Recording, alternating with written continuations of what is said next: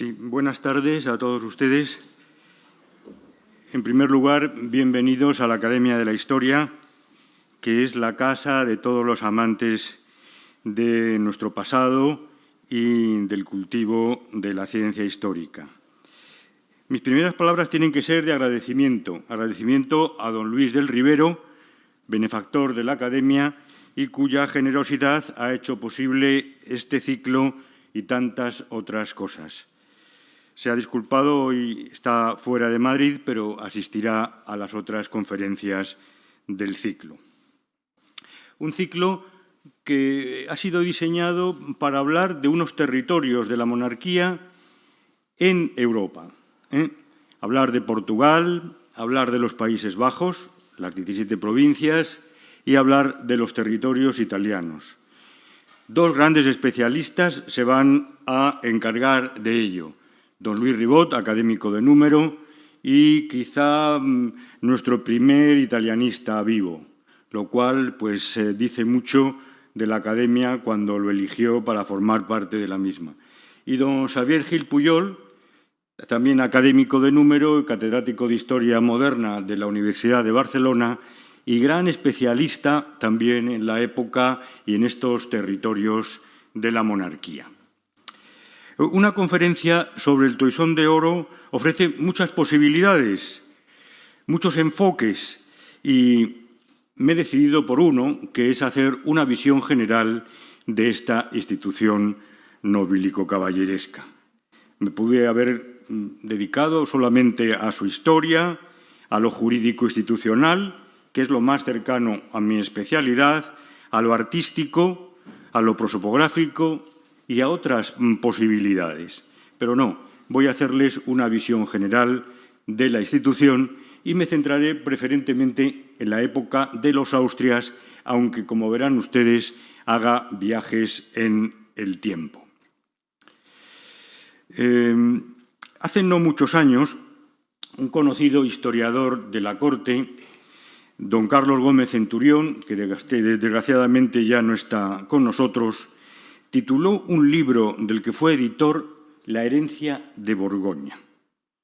Los estudios que contenía este libro, llamado La herencia de Borgoña, estaban dedicados a las finanzas y a las instituciones administrativas de las casas reales. Porque, efectivamente, la herencia de Borgoña cristaliza en las casas reales. La Casa de Borgoña es la casa principal de esa organización áulica que acoge diferentes estructuras oficiales y oficinas. Estoy hablando de oficiales y oficinas de la Casa Real y veo en segunda fila a doña María Teresa Fernández Talaya, archivera de Palacio y una de las mejores conocedoras de este mundo de la Casa de Borgoña en su vertiente palatina. Pues bien, el título me pareció siempre muy acertado, pero la herencia de Borgoña, aparte de cristalizar en esta Casa de Borgoña, que dejó como secundaria a la Casa de Castilla y no digamos a la Casa de Aragón en la asistencia al monarca, esta herencia de Borgoña tiene otra vertiente, y esa vertiente es justamente el Toisón de Oro. Es su segunda manifestación y ahora más permanente, porque de las viejas instituciones áulicas nada queda, pero sin embargo el Toisón sigue vigente. Esta institución nobilico-caballeresca en el pasado tiene hoy en España un carácter premial, aunque con rasgos especiales en la actual honorificencia española. El Toisón de Oro ha dado lugar a una extensísima bibliografía de la que creo que carece cualquier otra institución de su naturaleza. Si nosotros examinamos otras órdenes muy importantes, aún vigentes, de gran importancia en el pasado, no encontraremos un corpus bibliográfico como el que tiene el Toisón de Oro, aparte de otras manifestaciones en la actualidad a las que me referiré a continuación. Solamente tendría que dedicar a la bibliografía toda la hora, pero no lo voy a hacer pero haré tres menciones de tres obras. La primera es una obra fundamental, las tres obras son de españoles, no me referiré a las hechas por extranjeros, una obra fundamental de la que fue autor don Julián de Pinedo y Salazar, que es la historia de la insigne Orden del Toisón de Oro, salida de las imprentas reales en 1787. Y dos obras muy recientes, pero de enorme interés y que nos sirven para situar en la realidad bibliográfica actual el Toisón de Oro. Me refiero a la obra de don Alfonso de Ceballos, Escalera y Gila, marqués de la Floresta, la insigne Orden del Toisón de Oro, de la que es editor, con una primera edición en gran formato, editada por Patrimonio Nacional y Ediciones Toisón en 1996, y una segunda edición en formato reducido el año 2000. Y la segunda, la Orden del Toisón de Oro, problemas y debates historiográficos desde su fundación a la actualidad, publicada ahora en el 2020 por la Real Academia Matritense de Heráldica y Genealogía, y de la que es editor su actual director, don Ernesto Fernández Sesta y Vázquez. Muy útiles las dos para conocer la historia y la realidad actual de la Orden.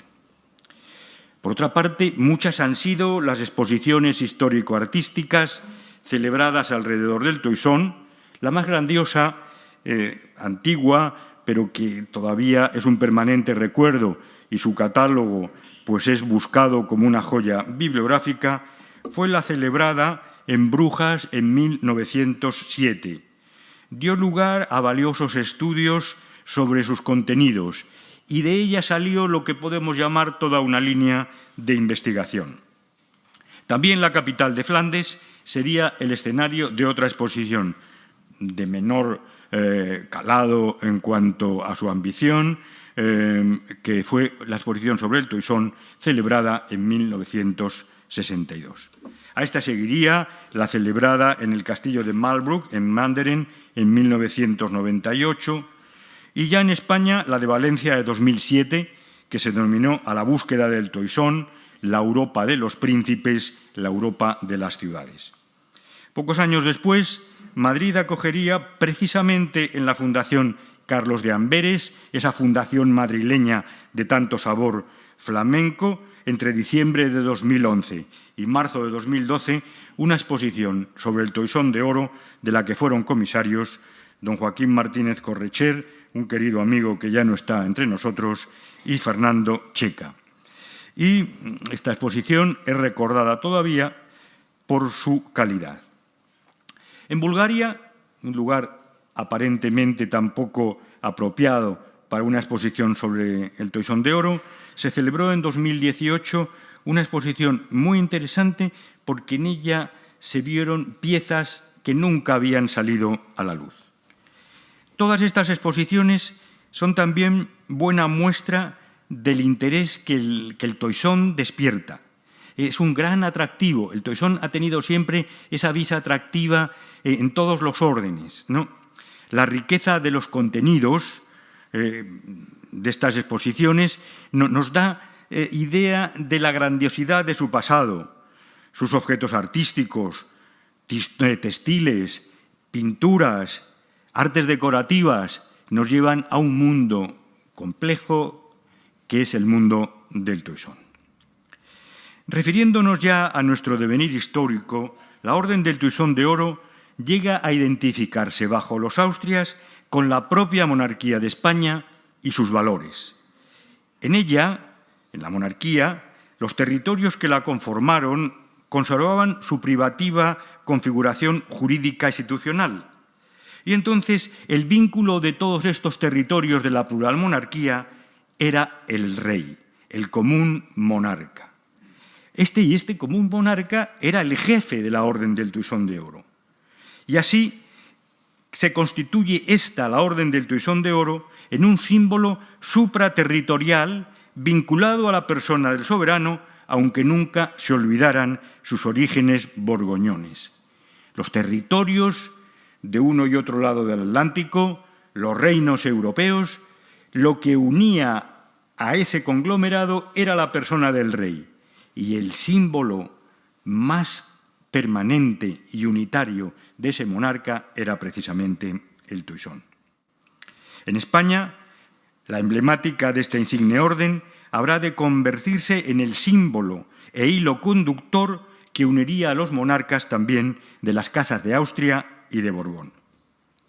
Así vemos aparecer el toisón en el pecho regio, tanto como cuando iban vestidos con el solemne manto de la orden, muy raramente, como en sus trajes de diario, bien también cuando iban de uniforme e incluso si salían de caza, como luego veremos. Esta continuidad simbólica tiene su origen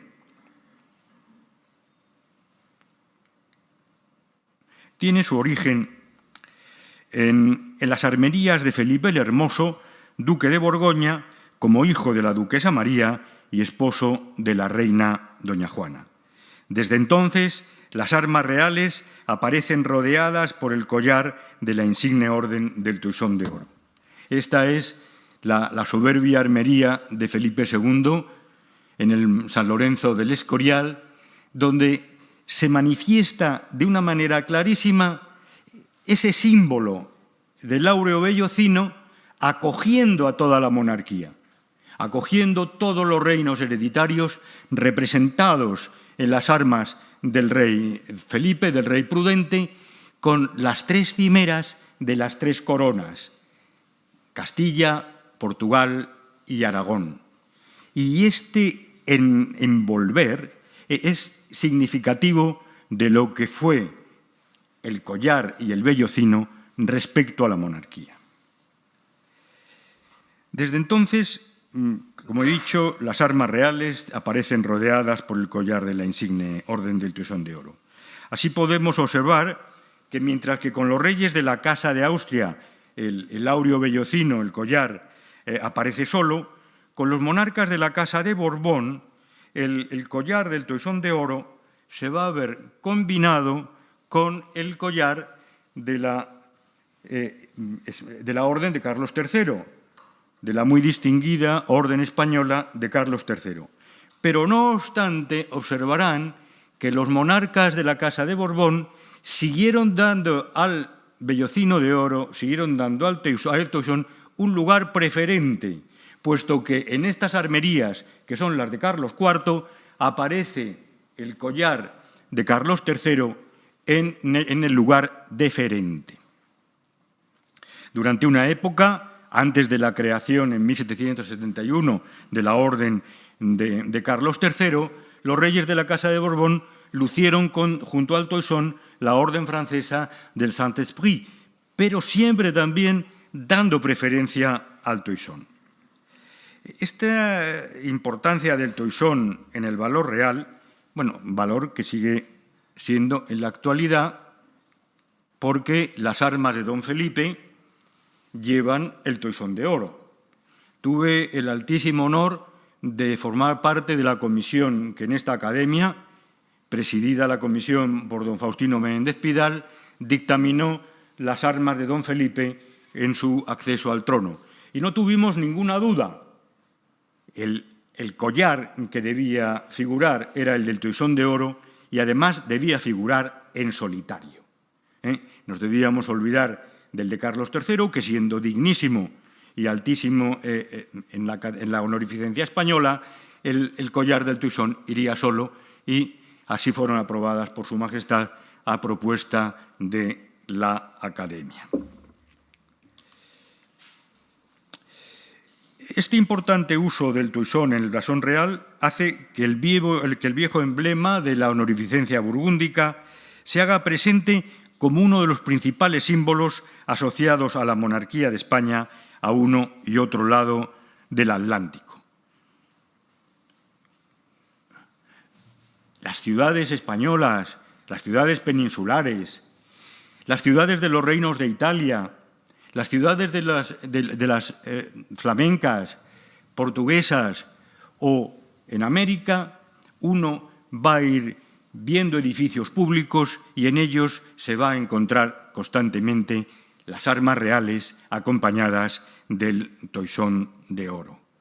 He escogido, podía haber traído muchísimos, porque es una explosión de posibilidades, pero escogido de la Plaza Mayor de Madrid, pues lo tenemos todos a la vista. Ahí tenemos el toisón envolviendo las armas de Carlos II, verán que ya no están las quinas portuguesas, y no había lugar más público en Madrid que la plaza. Era la sede del repeso, era además el lugar donde los comerciantes realizaban sus transacciones. Todo Madrid pasaba por la calle, todo Madrid veía las armas reales y todo Madrid veía el toisón. Armas reales y además toisón y además presencia del rey en muchos actos. El pueblo llega a identificar el símbolo con el monarca y con el poder. Les he traído otro ejemplo que siempre me gustó muchísimo, que es la entrada al baluarte de Ibiza. Y tenemos las armas de don Felipe y un toisón de grandes dimensiones rodeando las armerías reales. Todo el mundo entraba a la ciudad, todo el mundo veía el toisón. Y de nuevo, la identificación.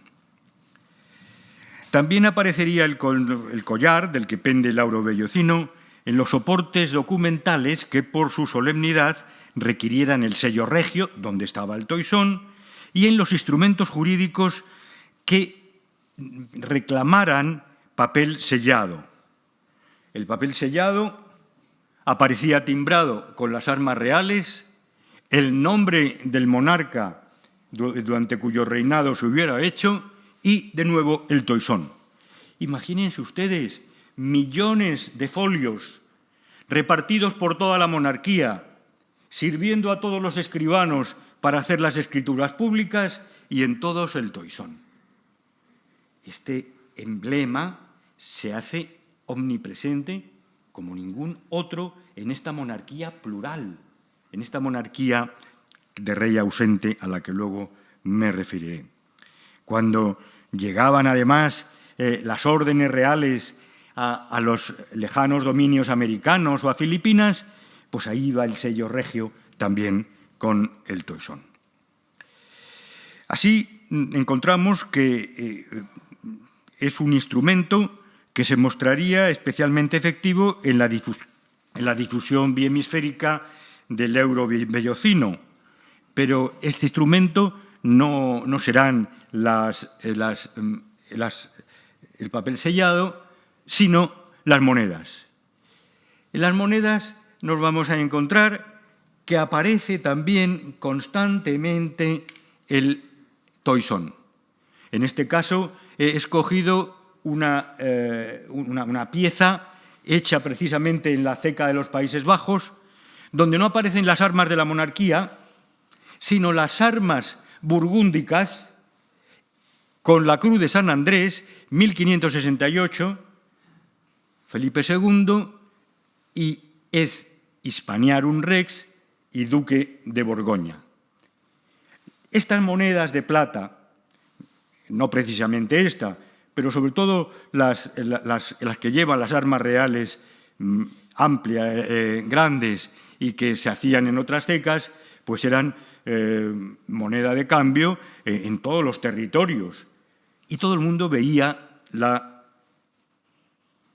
vieja orden borgoñona. Pero esta siguió con los Borbones. Y ahí tenemos el toisón.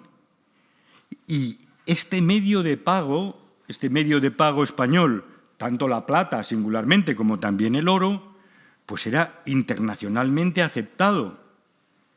En China se resellaban las monedas españolas. Y ahí estaba el toisón.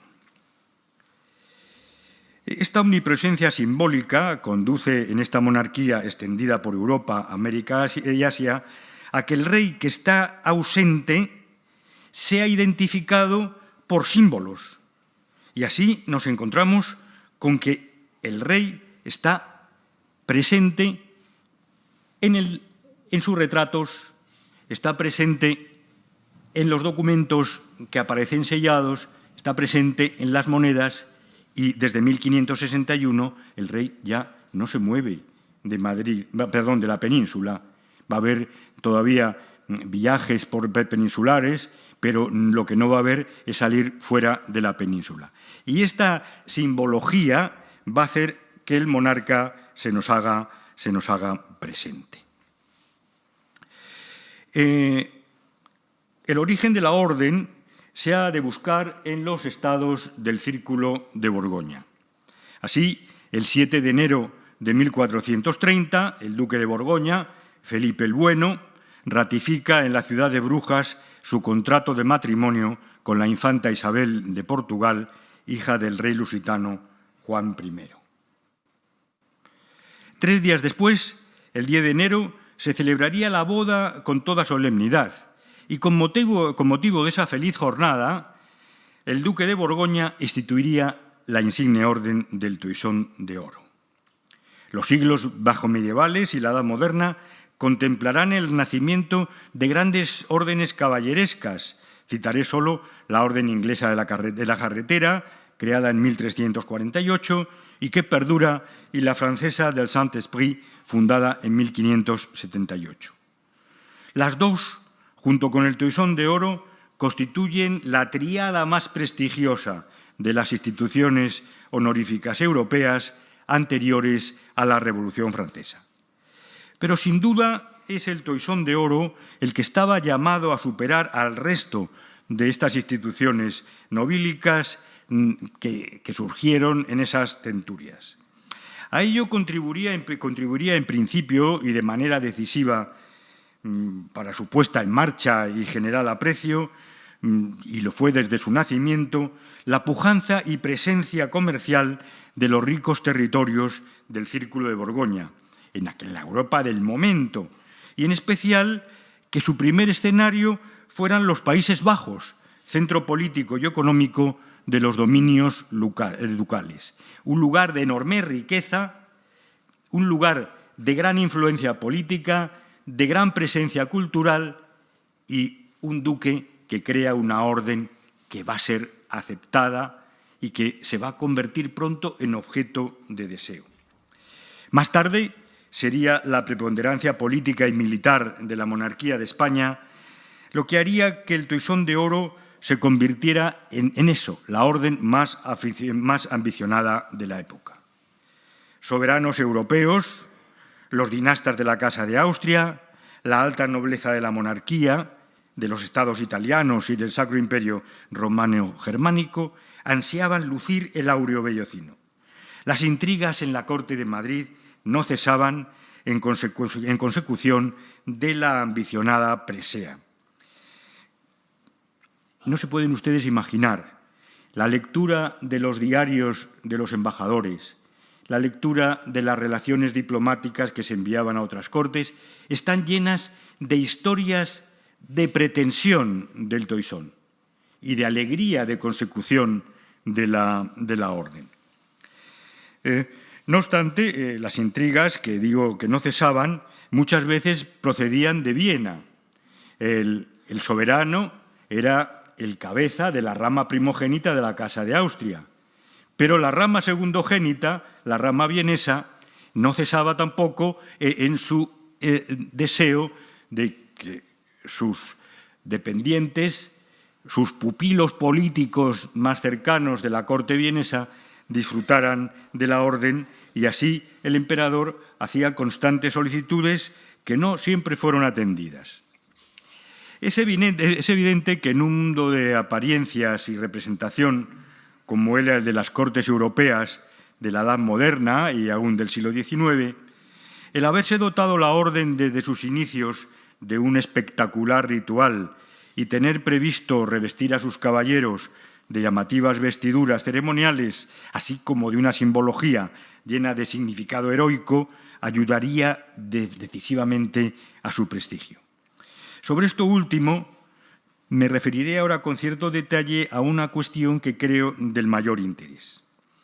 La cuestión de haber elegido una azalea de carnero, un vellocino, un vellón de carnero, con su aparatosa cornamenta como emblema principal de los que componen el capital simbólico de la orden, dio lugar a una controversia no exenta de una importante carga político-religiosa. Cuestión que además habrá de reflejarse en el tratamiento iconográfico y alegórico que ha merecido la orden por parte de dibujantes, pintores, grabadores y escultores, produciendo interpretaciones dúplices y dando lugar también a composiciones integradoras, una de las cuales de gran valor artístico es a la que haré referencia más adelante, pero que les adelanto ya. En principio, la elección parece referida a la leyenda mitológica del viaje a la Cólquida de Jasón y sus argonautas en busca del toisón de oro, conseguido finalmente tras matar al dragón. La historia, sujeta a múltiples variantes, según el relato que sigamos, parecería poco apropiado para una orden que se pretendía paradigma de virtudes cristianas y caballerescas y siempre enaltecedora del honor y la espiritualidad de sus caballeros. Pues, en todo caso, la verdad es que resulta poco edificante porque la historia de los argonautas y de la conquista, del logro del toisón, está llena de deslealtades, crímenes y venganzas. En palabras de Huizinga, que siempre me gusta recordar, Jasón, como héroe de leyenda, resultaba sospechoso. Había faltado a la lealtad y este tema era propio para que se hicieran desagradables alusiones a la política de Borgoña frente a Francia. Fin de la cita de Huizinga. Efectivamente, Jasón resultaba molesto.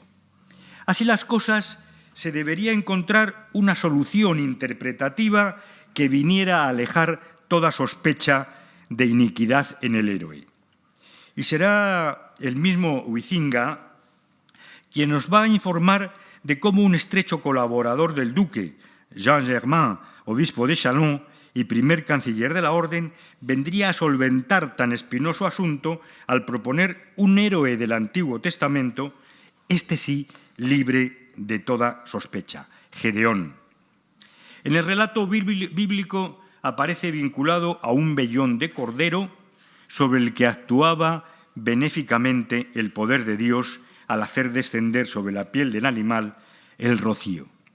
A lo que se añadió el ser este milagroso rocío sobre la piel del cordero de Gedeón uno de los símbolos de la concepción de Jesús en el seno de María, lo que vendría también a abonar la devoción mariana de la orden, constituida como una de las notas esenciales de su espiritualidad. Desde entonces, desde esta interpretación del obispo de Châlons, ya no cesaron las atribuciones benéficas de la presencia de Gedeón en la simbología de la orden. Y así encontramos obras escritas dirigidas específicamente a su enaltecimiento, sermones para las grandes ceremonias. Y me he permitido traer el texto bíblico de Jueces 6:37, que vendría a convertirse en la apoyatura del principal símbolo de la orden.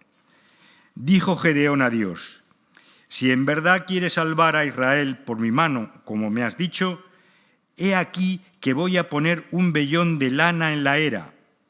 Si solo el vellón se cubre de rocío, quedando todo el suelo seco, conoceré que libertarás a Israel por mi mano, como me lo has dicho. Así sucedió. Y efectivamente Dios hizo que el rocío descendiera sobre el vellón de cordero. Mas lo cierto es que ambos personajes no desaparecerían nunca del imaginario de la orden, de tal modo que la heroicidad de Jasón, con todos los matices que le queramos dar, y la complacencia de Dios para con Gedeón van a servir para ilustrar, combinadas, las virtudes a las que debía atender todo caballero de la Orden del Toisón.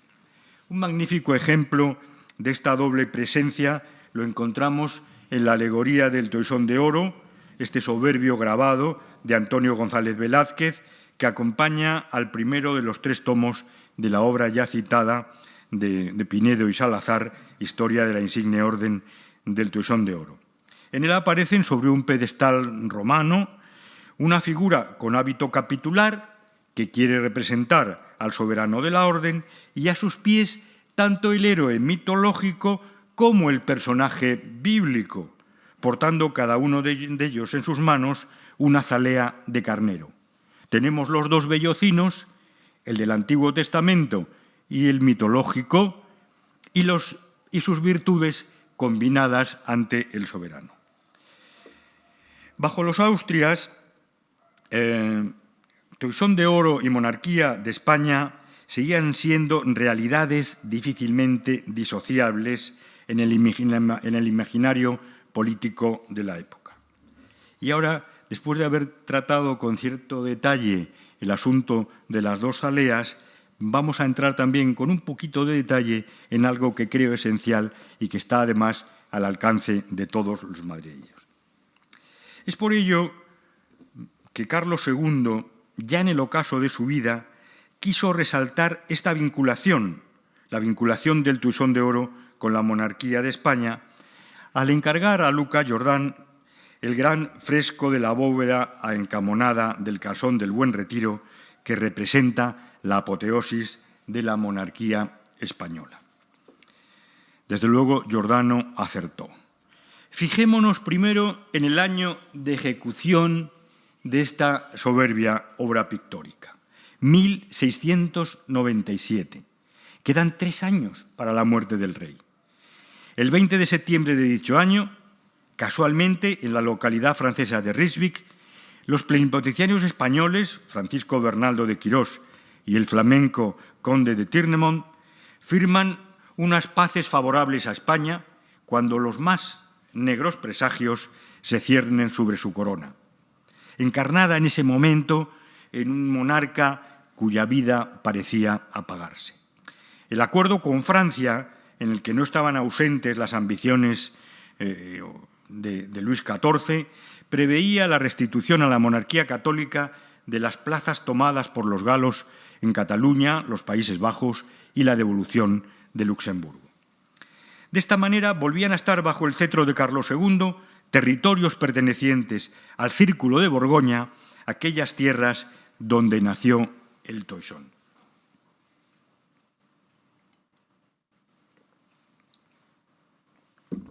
Pues bien, las pinturas del techo del casón son una manifestación simbólica de la voluntad de permanencia y unidad de la monarquía de España, siempre presentes, yo creo, en el atormentado espíritu de quien la historia ha llamado el hechizado.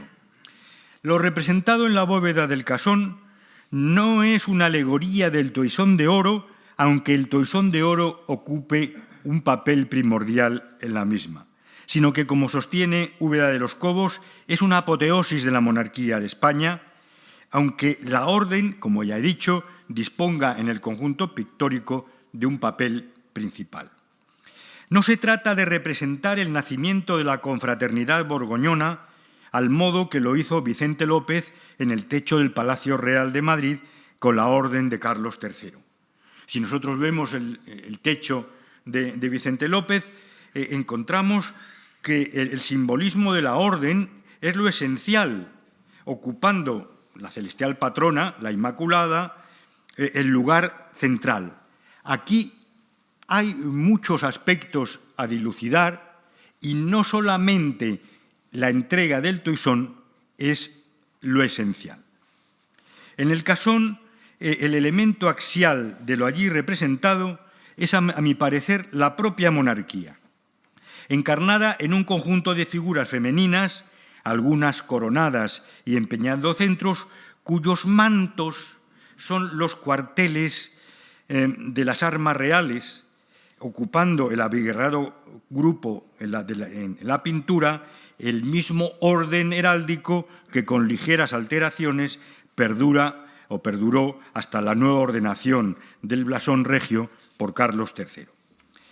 En las aparatosas vestiduras distinguimos los elementos del escudo cortado que desde Felipe II vienen utilizando los reyes como armas principales. En el primero, el cuartelado de Castilla y León, partido de Aragón-Sicilia, partido de Aragón y Aragón-Sicilia, y entado en Punta de Granada, en el partido principal, siendo que el fruto no aparece en el techo pintado en la tela, sino sujeto por una ninfa. En los mantos que representaría el partido inferior, el cuartelado de Austria, Borgoña moderna, Borgoña antigua y Brabante, y sobre todo en Escusón un partido de Flandes y Tirol. No aparecen ya las quinas de Portugal porque habían desaparecido del blasón real a instancias de Pedro II como necesaria consecuencia de la Paz de Lisboa de 1668. Sería todo este universo heráldico, iluminado por ese sol que nunca se ponía en los dominios de la monarquía, el que aparece amparado por una áurea corona y rodeado por el collar del Toisón, en el que Felipe el Bueno, que ocupa el testero oriental de la bóveda, va a colocar el vellocino. De nuevo, parece que la presencia de Jasón se hacía incómoda. Había que buscar un nuevo héroe, que no pudiera tener reproches en sus acciones, que no fuera indigno, y para ello nadie mejor que el hijo de Anfitrión, citado además en algunas versiones de la leyenda como uno de los navegantes de Largos, cuya vela inflamada por el viento podemos distinguir en la escena representada.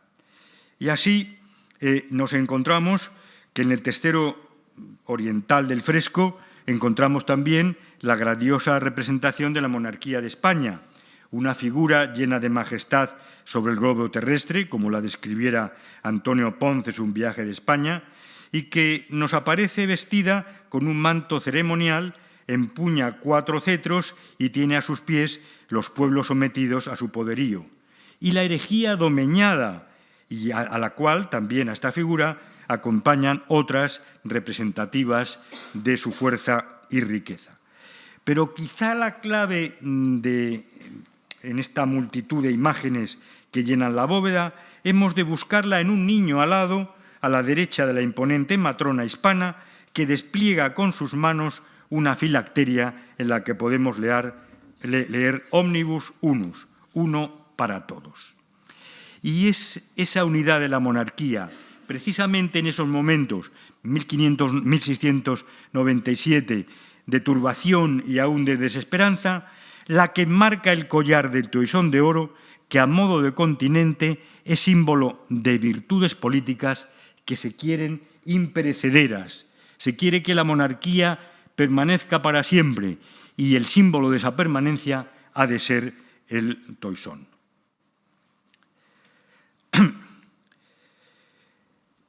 Y ahora vamos a regresar a la vida interna de la orden, sus constituciones y las normas que la rigen. Las constituciones a las que me refiero se promulgarían en el solemne capítulo en la ciudad de Lille, en la festividad de Todos los Santos, en 1431.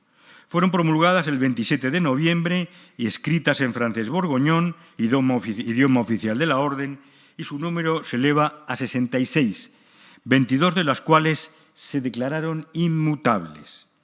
Con el tiempo, las constituciones de 1431 contemplarán una serie de adiciones, 21 en total, que se irían sumando entre 1459 y 1559.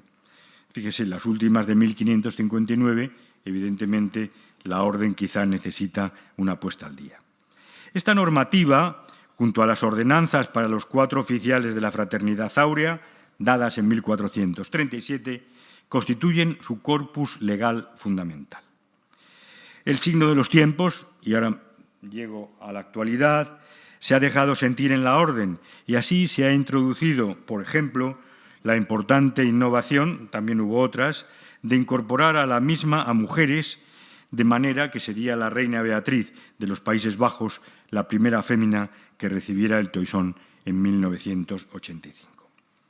En el prefacio de las Constituciones da cuenta de su original, se habla de su original naturaleza religiosa al proclamar que se instituye la orden a mayor gloria de Dios en reverencia a la Santísima Virgen y en honor al apóstol San Andrés, patrono de la Casa de Borgoña. Y este es el San Andrés de Rubens, que todos pueden ustedes admirar en la Fundación Carlos de Amberes y que ha tenido siempre una enorme presencia en la vida madrileña. Respecto al número de caballeros, la Constitución primera lo fijará en 31, si bien don Carlos, antes de viajar a sus reinos peninsulares, celebró en 1516 un capítulo en el que, tras tomar posesión de la soberanía de la orden, adoptó el acuerdo de aumentar el número de caballeros. Al chocar su pretensión con la proclamada inmutabilidad de la Constitución I de Lille, solicitó y obtuvo del Papa León X la oportuna dispensa en diciembre del mismo año, elevándose entonces a 50 el número de miembros. Ya en el siglo XVII, Felipe IV trató de aumentar en otros 10 la cantidad de collares, sin que el monarca obtuviera del sumo pontífice la pertinente autorización, de manera que, de haber triunfado Felipe IV, el número de miembros de la confraternidad se habría visto elevado a 60. Bueno, es interesantísima la negociación en Roma del interés de Felipe IV por conseguir el aumento de los collares, cómo no se consiguió y las intrigas que hubo por parte de Viena para que no se consiguiera. Fue curioso.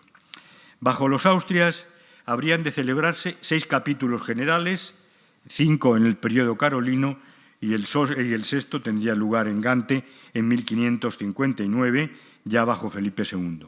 El de 1519 tendría lugar en Barcelona y me imagino que muchos de ustedes lo conocerán, pues es imponente la visita al coro de la Catedral de Barcelona, donde están las armerías de todos los caballeros del Toisón, junto a las del propio emperador, y quizá pues es uno de los mejores exponentes de la pintura heráldica de todos los tiempos.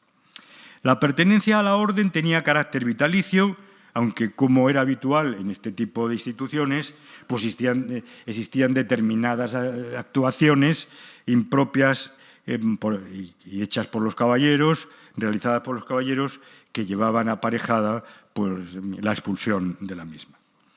En el ceremonial de investidura de los nuevos caballeros se observó siempre en lo fundamental lo prescrito en las constituciones fundacionales y hasta las últimas concesiones de collar realizadas por don Alfonso XIII se observaron.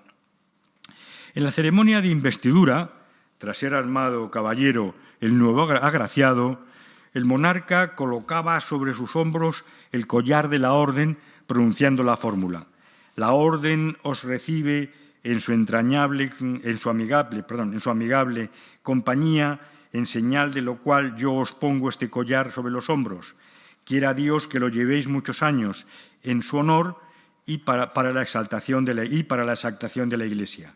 En el nombre del Padre, del Hijo y del Espíritu Santo». A lo que respondía el ya caballero del Toisón: «Quiera Dios darme su gracia». En cuanto a concesiones, la gracia regia se manifestó de manera desigual en los distintos reinados. Me referiré solamente, porque el tiempo va avanzando, a los monarcas de la Casa de Austria. Así, el rey emperador concedió 84 collares en 39 años. Felipe II, 71 en 43 años. Felipe III, 61 en 23 años. Felipe IV, 123 collares en 44 años. Y Carlos II, 142 collares en 35 años. Así, estas son las estadísticas interesantes que contiene el libro del Toisón de Oro del Marqués de la Floresta. La emblemática de la orden es de una enorme riqueza simbólica. El áureo vellocino, según establece las constituciones de la orden, aparece pinjante de un collar de eslabones en forma de V, llamados fusils, que entrelazados cada dos encuadran pedernales centelleantes en esmalte azul. Su origen está en los pedernales y llamas, que eran los elementos que integraban la empresa personal del duque fundador, cuyo lema proclamaba «Ante ferit quam flama micet», golpea antes de que surja la llama, teniendo siempre presente que el collar debía ser reintegrado a la orden al producirse la muerte de quien lo había llevado en vida. El manto para las ceremonias capitulares es rojo con vueltas blancas y bordado en oro con los emblemas de la orden. Aquí tenemos a Carlos II por Carreño con el collar de la orden y las vestiduras del hábito. Como ya hemos avanzado antes, el áureo vellocino adornaba siempre el pecho de quien era soberano de la orden. La insignia podía pender de una cadena de oro, generalmente sencilla, o de un simple cordón de seda, cuando se representaba en miniatura y, por supuesto, exenta del collar, o bien pinjante del collar, para las ocasiones más solemnes.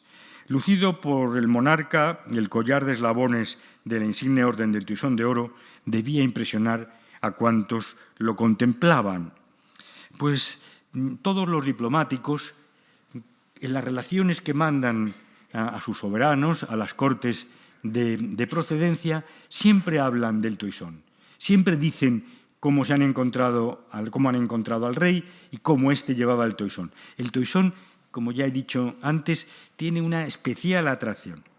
Le voy a leer cierta descripción de la vestimenta regia que hace en 1572 un gentilhombre del séquito del embajador veneciano Antonio Tiepolo, que vino a Madrid en 1571 al frente de una embajada extraordinaria. Se describe así la indumentaria de Felipe II el 8 de diciembre de ese año, pues ese día recibió el monarca en el Alcázar a los embajadores residente y extraordinario de la Serenísima. El rey llevaba calzón de terciopelo de color argentino, con medias de seda, un jubón de raso del mismo color y un capillo de seda negra muy elegante. Llevaba un manto de damasco forrado de marta y encima el collar del Toisón de oro que le ceñía los hombros. Ese collar de más de 2 dedos de ancho era él todo de piedras preciosas encijadas en oro, lo que hacía admirable de ver. Su Majestad llevaba, según su costumbre, un gorro de terciopelo negro rodeado por una pequeña cadena de oro. Como vemos, impresionó a los diplomáticos venecianos. De la importancia que en la práctica palatina se daba al Toisón que había de lucir el rey, es buen ejemplo lo prescrito en las etiquetas generales de 1649-1651. Estas etiquetas, maravillosas en su confección, en su factura y técnica, vienen a significar toda la organización administrativa y ceremonial de la Casa del Rey, de la Casa de Borgoña. Y en estas etiquetas se describe la existencia de un alto oficial llamado el guardajoyas, dentro de cabeza de un oficio importante. Pues bien, el guardajoyas era el encargado de llevar al rey el toisón para ponérselo, pero debía ser todo un espectáculo el portarlo por los pasillos del viejo alcázar madrileño, porque éste iba acompañado de un oficial, de una ayuda, pero junto a su ayuda iba acompañado también de un platero con los instrumentos de su oficio, por si había que arreglar algunos de los eslabones en algún momento de la ceremonia en que el guardajoyas le entregaba al rey el toisón. O sea, 3 personas, 3 oficiales, 3 servidores palatinos para llevar el toisón de oro. Llevado siempre por los reyes españoles de las casas de Austria y Borbón, A Carlos III y Carlos IV lo vemos lucirlos aún en vestimenta de caza, y así sucedió hasta el reinado de Fernando VII. Con Alfonso XII y Alfonso XIII, el monarca llevó el toisón cuando iba de uniforme, pero no siempre ya con vestimenta civil. Don Juan Carlos y don Felipe VI lo reservan para cuando la ocasión lo requiere, en una vestimenta de uniformidad que así lo admita. Estos son los uniformes de la Orden. En el pasado, la Orden, para su ordinario gobierno y administración, contaba con 4 oficiales establecidos estatutariamente: el canciller, el tesorero, el greffier y el rey de armas. El canciller, que solía ser un prelado o dignatario eclesiástico de la confianza del soberano de la Orden, era el encargado de la custodia del sello y del superior control de la vida institucional de la corporación, teniendo además funciones ceremoniales especialmente destacadas en los capítulos convocados por el soberano. El tesorero era el custodio de las alhajas de la Orden, tenía a su cargo todo lo relativo a la administración financiera de la confraternidad. El greffier era el encargado de la secretaría y acumularía también funciones de archivero y de cronista. Y finalmente el rey de armas, llamado toisón de oro, es quizá el oficio más lucido por el solemne aparato de que se servía en sus apariciones públicas, pues se hacía acompañar de un gran séquito de heraldos y persevantes provistos de vistosas indumentarias de gran riqueza emblemática. En la actualidad han desaparecido, de hecho, estos 4 oficiales de la Orden, y además el toisón de oro ha cobrado desde el reinado de Isabel II un carácter de orden nacional, según lo dispuesto en el Real Decreto de 26 de julio de 1847, que venía a integrar el toisón como una de las primeras órdenes reales de España, o como la primera, aunque esa es una problemática en la que hoy no puedo entrar. El recaer la soberanía de la Orden en los reyes españoles vino como consecuencia del matrimonio. Estos son los uniformes, y les había hecho una selección de retratos de los reyes con el toisón, y como voy un poco apurado de tiempo, pues he tenido que pasar de puntillas. Les decía que el recaer la soberanía de la Orden en los reyes españoles arranca con el hecho del matrimonio de María, del heredero de María, Felipe el Hermoso, con la reina Juana. Casado en 1504 con la entonces princesa doña Juana, con su hijo y sucesor Carlos I, la confraternidad vendría a vincularse con la corona, con los reyes españoles. Esta vinculación será además sustentada porque los reyes españoles seguirían titulándose duques de Borgoña. Con Felipe II, la españolidad de la Orden quedó consagrada con el traslado a Madrid del canciller, el secretario y el rey de armas, aunque no del tesorero, del tesoro, vendría el tesorero, pero no el tesoro, pues este permanecería en Bruselas, razón por la cual se encuentra en la actualidad en Viena, donde fue llevada por la última administración austriaca de lo que hoy es Bélgica. Mientras los Austrias ocuparon el trono de San Fernando, la corte de Madrid fue el escenario principal en la vida de la Orden. Y aunque ya hacía siglos que el territorio del Ducado de Borgoña estaba bajo dominio efectivo de Francia y las Provincias Unidas se habían separado de la monarquía, la presencia todavía en la monarquía del Flandes católico y del Franco Condado supuso un vínculo permanente con el ancestral solar borgoñón de los que ahora los reyes hispanos pues eran titulares. Para los austrias madrileños estaba claro su carácter dinástico, que no territorial de la orden, y su indubitado derecho a la misma, aunque fueran titulares del Ducado de Borgoña. A la muerte de Carlos II, el 1 de noviembre de 1700, la aplicación del derecho castellano y aragonés hacía que el primer llamamiento fuese a favor de la descendencia de la infanta doña María Teresa, hermana mayor del último Austria madrileño, esposa del rey de Francia, Luis XIV, y abuela, por tanto, de Felipe V. En uso de tal derecho, el nuevo monarca, Felipe V, reclamó para sí la condición de soberano de la orden, ejerciéndola, de hecho, al producirse las primeras nominaciones al año siguiente de su subida al trono. El pretendiente austriaco, el archiduque Carlos, retrasaría el hacer nombramientos de caballeros hasta 1712, cuando ya era emperador con el nombre de Carlos VI.